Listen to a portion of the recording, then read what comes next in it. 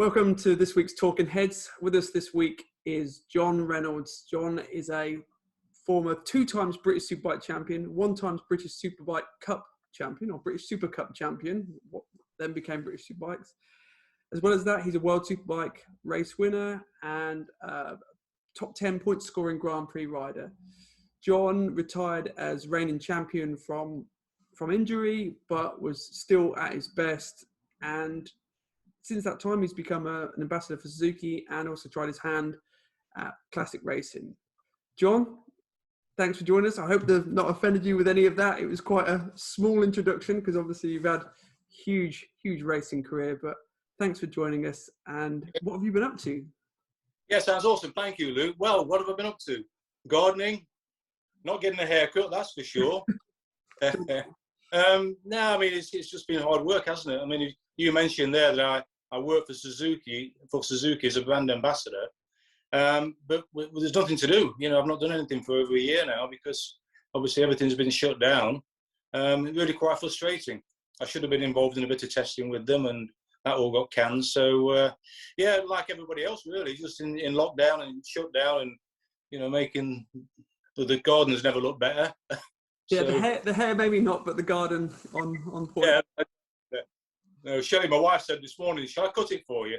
I thought, no, let's just run with it, and it's fine. Just run with it, it's fine.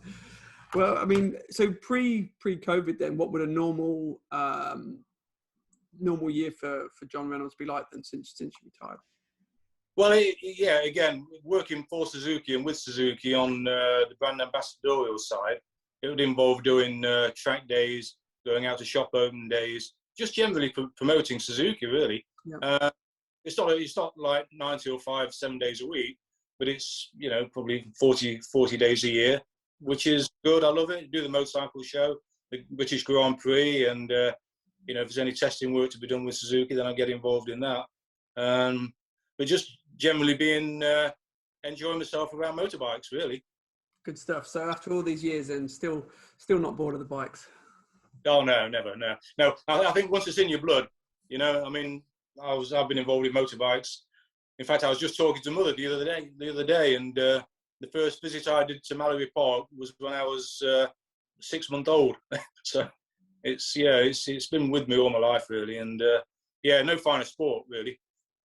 So I mean, obviously we talked then about in the introduction that you've raced in a whole bunch of different championships and classes and that, but we're focused on British Superbikes in this chat. I mean, I think you're 5th in the all-time race winners list, 3rd overall in the all-time podium finishes, and from your 202 starts, 117 podiums. So incredible statistics, really.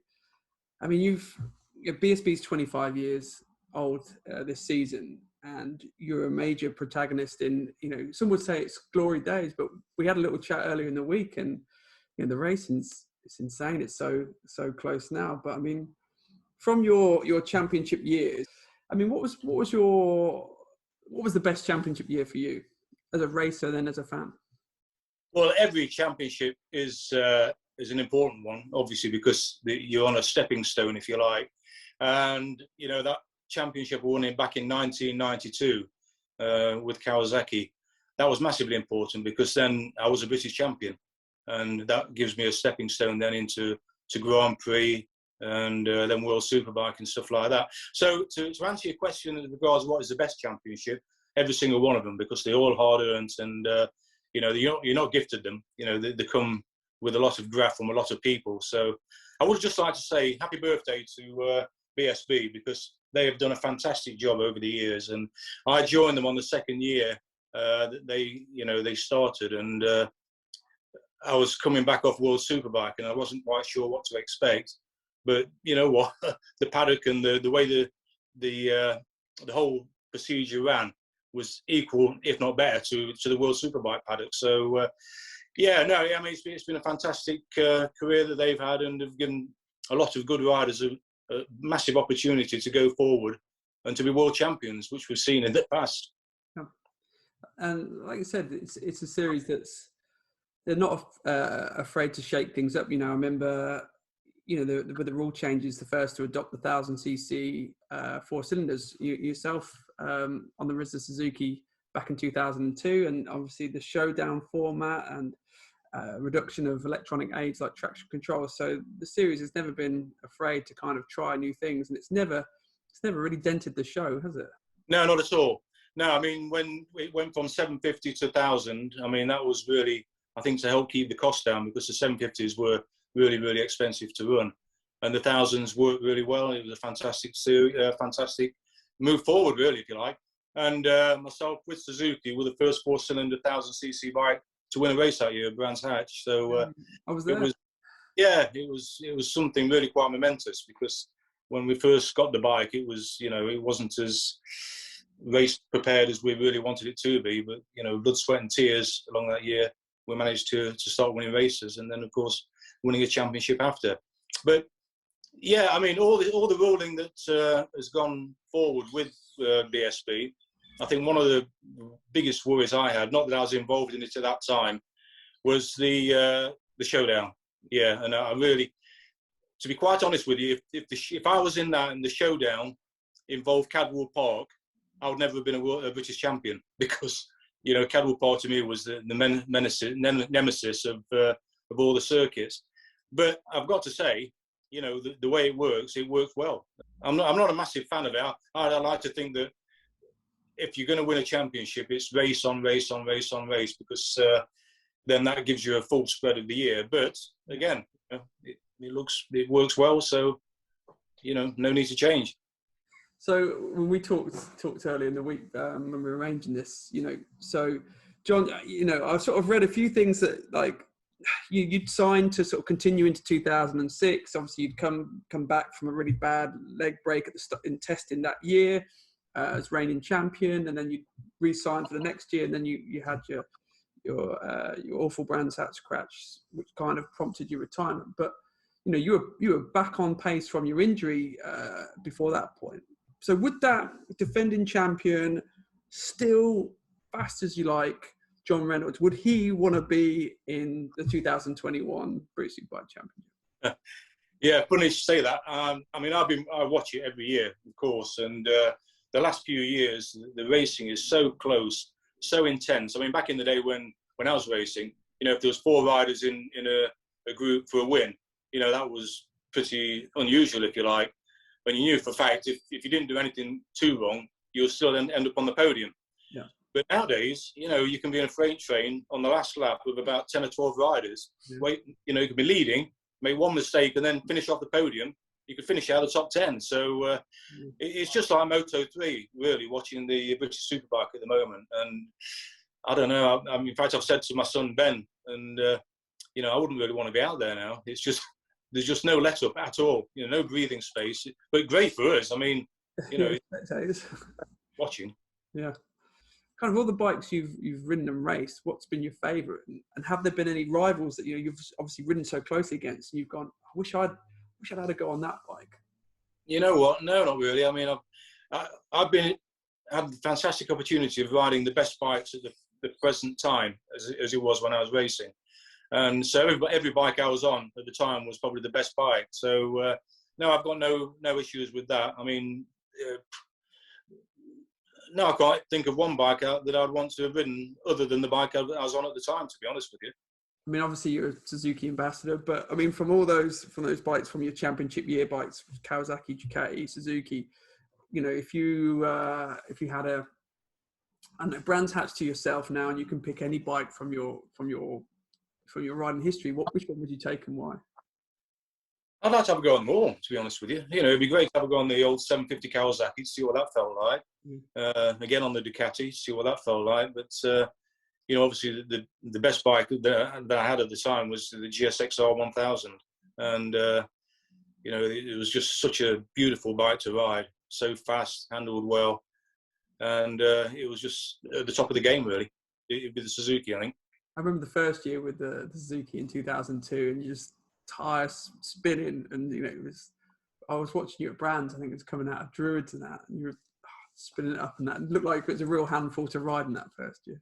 You know what? When I first got on it, in fact, the first time I rode the GSXR 1000, the K3, it was at the end of 2001. I've just won the British Championship with a very good friend of mine, Ben Atkins, who ran the Red Bull Ducati squad.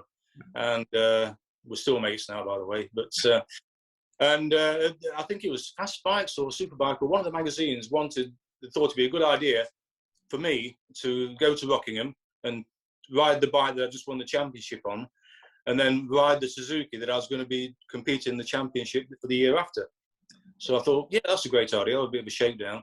The thing was, James Hayden was testing the Suzuki before I rode it, and he's got a totally different riding style to me. And anyway, I did 10 or 15 laps on the Ducati, and the bike fit like a glove. Obviously, I've been riding it all year.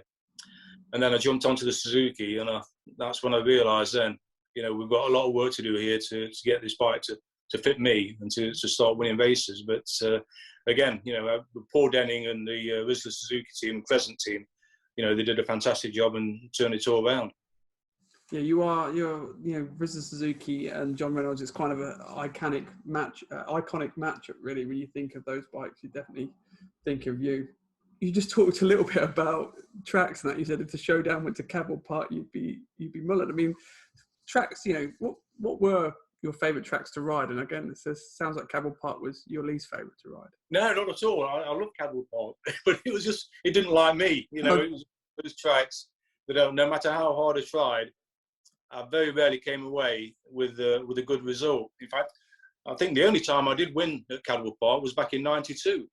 If I went to Cadwell and came back in the same vehicle that I went in, it was if you know what it wasn't good to me at all. But no, absolutely. I mean, it's one of the best circuits in the world, and I love riding around it. I'm just not good at it, to be honest with you. My favourite circuit, I think, although I ended my career there, is Brands Hatch. I absolutely love that place. Short circuit or Grand Prix circuit. I mean, this year we've got 11 rounds. Obviously, they're not going to Aston anymore, but you've got 11 rounds, and there's 3 races at each event. I mean, 33 races across the year. I think it's still no more track time from that. But what do you think to that format for this year? Would you like the Saturday race to kind of, obviously World Superbike adopted that a few seasons ago, but would you have welcomed that decision back when you were racing? No, I would. Yeah, I mean, the more racing, the better. Really, the more chance you have of scoring points. I know there's more chance of making mistakes as well, but the more races, the better for me. I think. I think one race on Saturday would be a good idea, and it'd be good for the spectators as well. The fans can make a full weekend of it. Yeah. And racing Saturday and then 2 races Sunday, which is all good. Who do you tip for sort of glory this year? Who's JR's prediction? Well, I mean, Josh Brooks, he's a class act, isn't he? But there's some young lads coming up now. Young Bradley Ray. If he can show the form he showed up with the Suzuki early on in the year that he was on it, he's going to be unstoppable. But he's just got to find that little bit of whatever's missing. Yeah. Moment for him to get back on the pace again. But he's not that far away. Kyle Ride, another lad, he just lives around the corner from me. Yeah. I don't know well, but I know he's a total talent on a motorbike, and he'll if he can get things working for him, he'll go good. But then of course you've got the 2 Suzukis. Gino Rea had a great end to the season, didn't he? They got Danny Kenton as well. He's ex-world champion. Don't get that given you, do you? So he won the last Superstock race, I think, of the season last year. Yeah, I'm pretty sure he did. So he sort of goes into this year on a bit of a high. But yeah, it'll be interesting to see how he goes. It's always going to be a vintage year. It's always going to be close. Thinking about the 25-year history of the championship, obviously your closest rivalries, but then obviously as a fan, who have you enjoyed racing with and who have you enjoyed watching the most? Oh, I think Neil Mackenzie, I never told him at the time, but I was a massive fan of his. Steve Hislop. I always remember Steve Hislop coming past me at the Isle of Man. I did the Isle of Man once. Yeah. And he came past me at a place called Bagara, which is good. Just Michael, you probably know it well. And when he passed me, I thought, if that's what you've got to do to win a TT race, you can stuff that. I'll never do that. So he was an absolute legend. There's so many. I mean, Shaky Byrne. I remember him coming through. Jonathan Ray. Leon Haslam and all that lot. There's some brilliant riders out there. Yeah. But yeah, back in the day, the BSB, my heroes were people like Mackenzie and stuff like that. He was just that slightly bit older than me, and I thought if I can race against him and beat him sometimes, we're not doing too much wrong. No. I mean, people say that was the heyday, that late 90s, early 2000s when you're in that. But, probably maybe the sort of money that was in the championship or the level of machinery in terms of what the factories were putting in. But the closeness of the racing now, I don't know. I don't think that the BSB is in its heyday. Would you disagree with that? I think you're getting the best racing now than you ever have done, to be quite honest with you. Again, you're on about the rule changes. You went to the Pirelli tyre rule. Yeah. Well, I was back in the day when it was Michelin against Dunlop, and I thought that was great, working with manufacturers and stuff. And I wasn't really that keen on the Pirelli thing coming in, but it has, and it's just made the racing so much better, hasn't it? It puts everybody on a level playing field. Back in the day when I was out and the rest of the lads, if Michelin had a tyre that worked really well, the Dunlop shod lads would really struggle against that, and vice versa. Sometimes Dunlop had a tyre that worked at a circuit, and Michelin couldn't show a light to it. So don't get me wrong, every year is always a great year in BSB, but I think the only difference now is that there's not as much money as there was back in the day. I think riders are having to, or some riders having to take money into teams to fund racing, and that's hard work, isn't it? Yeah, I think I remember that happening when you were with Crescent. When Nick Med came in, I think that was the first of the kind of bought rides that I remember in BSB. He'd come in when it was you and Harris and him. So I suppose there was a sort of change in that. But what was needed to sort of keep the teams funded and keep racing going. It's a strange one. There's always, doesn't matter what's happening with the world and the economy, there always seems to be a way to go racing. So. No doubt about it. Yeah, I mean the other thing as well, racing is expensive, isn't it? I just hope and pray now that with all the trouble that business is in, they can still afford to put money into racing. I know Bennetts are doing a good job, and long may it continue. But we do need funding for this job because look how many world champions we've created as a BSB scenario. Jonathan Ray, look at him, one of the world-time best World Superbike rider, came from BSB. That makes me think about like Wildcards. Obviously, you famously won World Superbike race in 2000 as a wildcard rider. As a fan, I used to love it when the BSB guys would wildcard out, and we obviously don't get that now because of the disparity with the rules, don't we? But God, would you love to see that return? Yeah, I would. Yeah, I think that's a big blow that we can't do that. But it's just that the rules are so much different to what the BSB ruling is with the bikes that it wouldn't really be worth entering, because I don't think the bikes would be competitive against the World Superbike boys. But it is a shame because that, as you say, the World Superbike, when it came to England, there used to be 2 rounds every time in England, and to be able to be taking part in that was great, and I think the crowd enjoyed it. Having said that, World Superbike now is full of Brits anyway, isn't it? Yeah, exactly. Yeah, I was thinking back to 2000. That was yourself winning races, Hodgson as a wild card, Walker on the podium. It was the pace of the British riders there, including yourself. The world level, world beaters, and yeah, no, it's wild. But I don't think like the rule changes have really affected it. We've seen Haslam go as he was 2019 British Superbike champion. He went to World Superbikes, going from no electronics to electronics. Reading's done the same, and they've Well, I'm not saying you can't do it, Luke. I'm just saying that you wouldn't be able to build a bike purely just for a one-off round in World Superbike. Yeah, which is a huge shame because you want to see that. But I think on the flip side, BSB, not taking anything away from the World Superbike guys, but the racing in BSB is just insane. It's close anyway, so they're putting on a show and they're getting the chances, on the world stage. I think to win a British Superbike championship or BSB championship, I think you're world class, and it's go to show, doesn't it? Jonathan Ray, Leon Haslam. There's more than 5 or 6 world champions. Cal Crutchlow, for instance. Yeah. And Jake Dixon, he's although he didn't win the championship, did he? But came Oh, very close. Yeah, second, yeah. So I mean, watching now in MotoGP, I know he's struggling a bit with his wrist at the moment, but he'll be winning races before long. No, no doubt about that. Yeah, no, shaky as well, didn't he? Obviously, BSB, winning those wildcard races, that put him on the world stage, and then he came Who was back. that? Shaky. I mean, it's a shame he's finished, but whether or not he's going to come back again, I don't know. But he's doing a great job in the commentary, so why not? But yeah, I mean, Shaky could ride a bike, that's for sure. Do you never thought about team management yourself then, after sort of stepping away?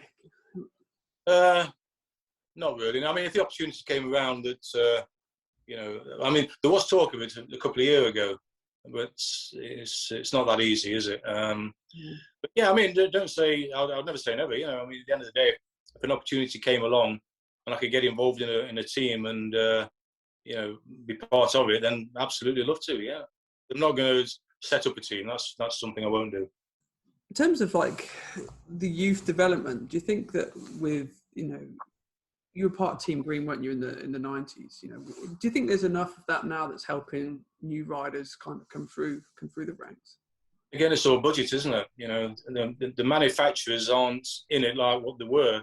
There's people working for manufacturers, if you like. There's a fantastic stepping stone for the youngsters to come up through the ranks, and people in the know are watching these youngsters coming through. It's just so hard, isn't it? It's the finances that are the biggest problem. Yeah. If you're in the place at the right time, which I was most of the time, you get picked up and get swept away with it all. But I've seen a lot of riders, good riders as well, that have fallen by the wayside purely because they weren't there at the right time and the face didn't fit properly. I guess that's what BSB is good. The talent, because of what they've done with the rules, with the lack of electronics, the controlled tyre, really does show the talent, and I guess it's made more teams able to compete, for showdown positions. So the purists might say, showdown formula doesn't work, or it should be the best bikes and not being restricted. But I think as fans and at the side of the track and TV, you want to see close racing. You don't want to know it's going to be that team that wins because it's got the most money. It's you need that variation. Absolutely, yeah. A big believer in that. You haven't got to be a factory team now to win races in BSB because the bikes are so close. Even the bikes at the back of the field, the horsepower figures will be just probably as good, as the ones winning races. So I think it's down to the rider and the team that can prepare the bike for the rider who's going to win races. But even then, it's not a given, is it? Because as we've all seen, the racing is so close. One mistake and, as I say, you're off the podium. A bit of a random question for you now, but obviously we've seen BSB go to Assen, which is always a bit strange when they started. It was the sort of Dutch round of British Superbikes. But you've ridden on the world stage in World Superbikes and Grand Prix. But so if BSB could go to any circuit around the world, where would you make it go? That's easy, yeah. Phillip Island in Australia. Yeah, the best in the world, yeah. Very, very, very similar to Brands Hatch actually, but it's near the coast and it's you can see the sea and it's lovely. Never ridden there. I asked the same question to Josh Brooks recently, and he said Eastern Creek, and I have ridden there. Okay, yeah. Have you ever ridden Eastern Creek? I have. Yeah, the first Grand Prix I did. Okay. I was there. That was the first. I just got married, and the honeymoon was in Australia, and it was Eastern Creek. It was going to be the first Grand Prix. I got married about 2 weeks before that, and anyway, there's a honeymoon. I took my wife to Eastern Creek, and we were walking the circuit on I think the Thursday. Came back in after walking the circuit, walking up the back of the garages to the pit, and I understood. I said, "Shelly, there's Sheeny there, look," and my hero, absolute all-time hero, Barry Sheen. And I walked up towards me, and I didn't say anything to him because I was too shy. And he recognised me. He said, "John Reynolds." Well, I nearly died. You can imagine, can't you? And so, yeah, great memories of Eastern Creek. That was the first time I lined up, got onto the, I think I've qualified 10th to 11th. And all my heroes, again, were there. There was Schwancy, Doohan. And I had to pinch myself to realise exactly where I'd come, and Yeah, but Eastern Creek's a great circuit, but Phillip Island for me is better. Yeah, probably not going to happen that the BSB circus goes. But what I mean, yeah. You did ask the question. No, I know. It's one of those. Yeah, I'm not thinking of the practicalities, but yeah. God, it's made me want to start asking you loads of questions about your 500 Grand Prix days. I mean, you did 2 seasons that, like you say, in that, what was it, 94 and 95 you raced in that? 93, 94, yeah. Sorry, 93, 94. Yeah, I mean, yeah, because you were 95 in World Superbikes with Reve, weren't you? Yes, that's it. Again, Ben Atkins, my best mate at the time. In fact, now still. Yeah. So these were both like, okay, I'm not going to say like these were iconic eras of racing for GP and for World Superbikes, and you raced in those. I mean, and then BSB at the kind of then height of it. What was the best thing about that? Would you have rather have stayed in Grand Prix or World Superbikes? I don't know, the sort of twist and turn of career. Yeah, Grand Prix was great. I got to see the world, made many friends. I was riding for Paget's at the time. But we didn't get the tyres, and the bike was, I mean, for instance, at Hockenheim, I was there the year that Ito on the Honda did 200 mile an hour. And I think the best we got was about 178 mile an hour. So, you couldn't hold a light to those guys, really, to be fair. But great times, we travelled the world and we had a great time. But to me, racing is all about being competitive. Yeah. So we had to come out there. That's when Ben Atkins decided to basically build a team, and then asked me to join him for World Superbike, and we did that for a couple of years, and that was great. Loved it. I've got to honestly say that the happiest times for me was honestly BSB when we came back. Yeah. You think travelling around the world's great, which it is, but God, it's hard work. Yeah. But to be able to come back and go racing at weekends and then come home at night it suited me fine. And you're from Nottinghamshire and you're just still there now, so I suppose obviously quite a hometown boy. So yeah, like the glamour of the world stage. But when you can be winning races and championships and then home for Sunday night, I suppose that's a lot more of an appeal. It's quite special, to be fair. Yeah, it is. But don't get me wrong. Winning World Superbike races was great, but I only did it once, and that was in England as well. So, have you got any of your race bikes from your career? No. I know where the Suzuki is, the GSX 1000 that won the championship on there. I know where that is. Is it a runner? Yes. Oh, yeah. I rode it a couple of years ago. Oh, it still goes good. Okay. And the Kawasaki I ran in, won the championship in '92. Yeah. Ben Atkins got that. Okay. So, and that is absolutely mint. It's as good as the day that I raced it, if you like. He's got it. I don't know where it's. I know where it's got it. I'm not going to tell you. But I don't actually own any of my championship-winning bikes. So, do you ride for pleasure still, or just apart from trials riding? And obviously, you work for Suzuki. Do you just go, "Oh, fancy a track day," or Yeah, funny you say that. I was talking to somebody just yesterday, and he's got a couple of track bikes, and he's learning to race, so he wants to race. I mean, the bloke's, I think, 60 now, but you're never too old. I mean, you're never too old. No, of course you're not. No, and if it's something he's always wanted to do, his name's Clive, and he said to me, he said, "I've got 2 Suzukis." He said, "Would you fancy coming with me on a track day?" I said, "You know what? Yeah, I really would. I'd love to. Yeah. No, I enjoy it. It's great fun. But, it's having the opportunity to do it. And I think the thing is working with or for Suzuki is that, if I do need anything, a bike, I'm lucky enough that I can actually borrow one as and when I need one. But I don't do a lot of road riding. No. I don't have that much time, to be honest with you. We've got 5 track days this year, Bennetts. We're at Cadwell, Brands, Alton Park and Donington. So, yeah, you'll be more than welcome to come and join us at one of those. Yeah. That'd be great. See if you can dig out the 2004 bike. Where it is. Yeah, right. I'll have a go. Yeah. Whether or not you let me ride it. But, yeah, that'd be interesting, wouldn't it? Going back to the fans, though, did you notice them when you were racing, obviously on the grid or, probably, you know, I hear some people say it's only on the slowdown lap, but were you aware of them when you were battling it out? Yeah, I mean, obviously, you know, when you go on the sighting lap and you see the crowds on the side of the track, and yeah, you've got time to look. But obviously, when you start racing, obviously, you don't. You forget absolutely about them. The only time I've ever heard the crowd in a race was at Brands Hatch World Superbike, and that was 1995. You know, when there's about 100,000 people there, going up into Druids. I was chasing Foggy, I think, at the time, and the crowd were going mad, and you could actually hear them, you know, over the engine noise, and yeah, it was special times they were, you know, when you could have like at Brands and have well over 100,000 people there. It was brilliant, and have the Harrier jump jet coming in to say hello, and nice. No, they were good times. Good times. So I'll go for some quick fire questions now. Some of them we might have already covered. Best looking BSB bike of all time?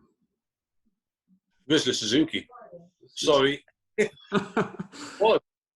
Greatest ever BSB rider of all time? It's got to be Shaky, I think, hasn't it? Best rivalry of all time?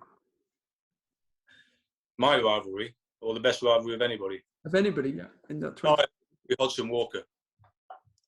Hodgson Walker, that was catastrophic that year. It was. I was right behind them when they had the big moment going into the last corner at Alton Park. Yeah. I saw it all unfold, and then it all went to court, and that was proper rivalry that year. Yeah. Yeah, you had probably the best seat in the house for that one. Yeah, and I won the race. Yeah. Ka-ching. Best track? Brands Hatch. Worst track? Well, that I didn't like riding. Yeah. There wasn't any worse track. I like them all, to be honest with you. But I think I touched on Cadwell Park being my nemesis track, if you like. It was. I was very lucky if I came away with the result there.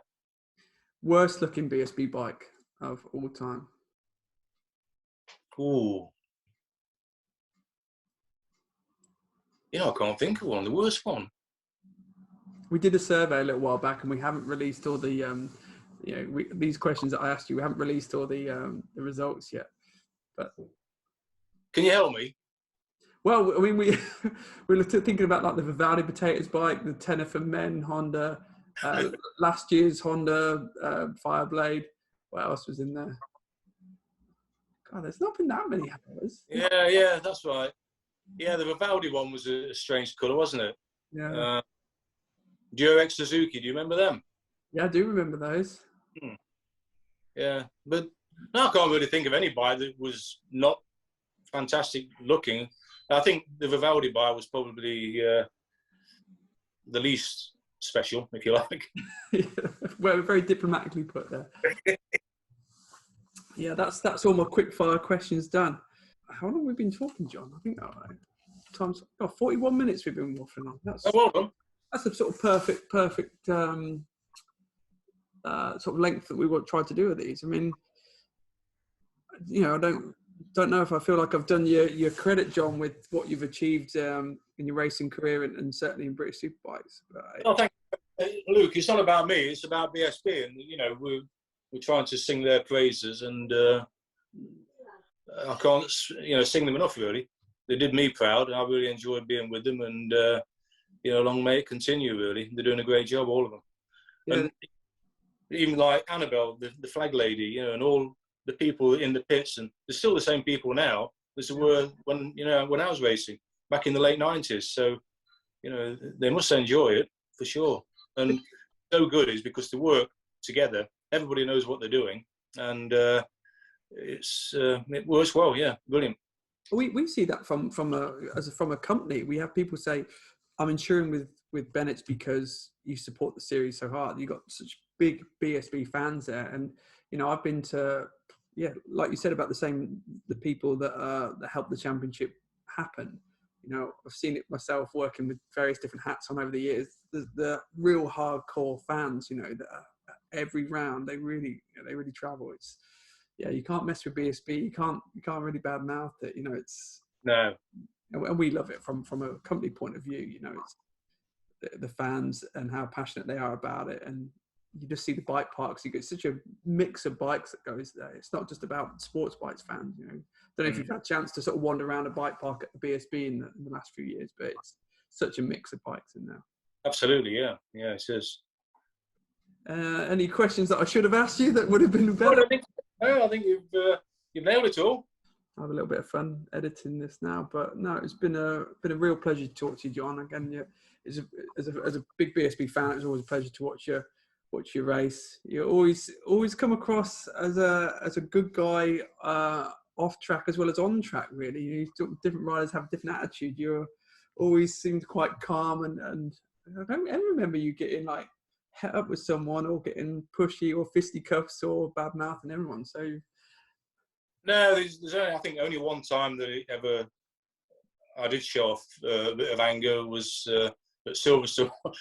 It wasn't good. Ben Atkins, right? I was riding for Red Bull Ducati, and we got some potential sponsors coming, and I didn't realise this, but what had happened? I'd gone out in the Sunday morning warm up in the wet and crashed, and I got absolutely, because it was raining, absolutely covered in mud. I was filthy.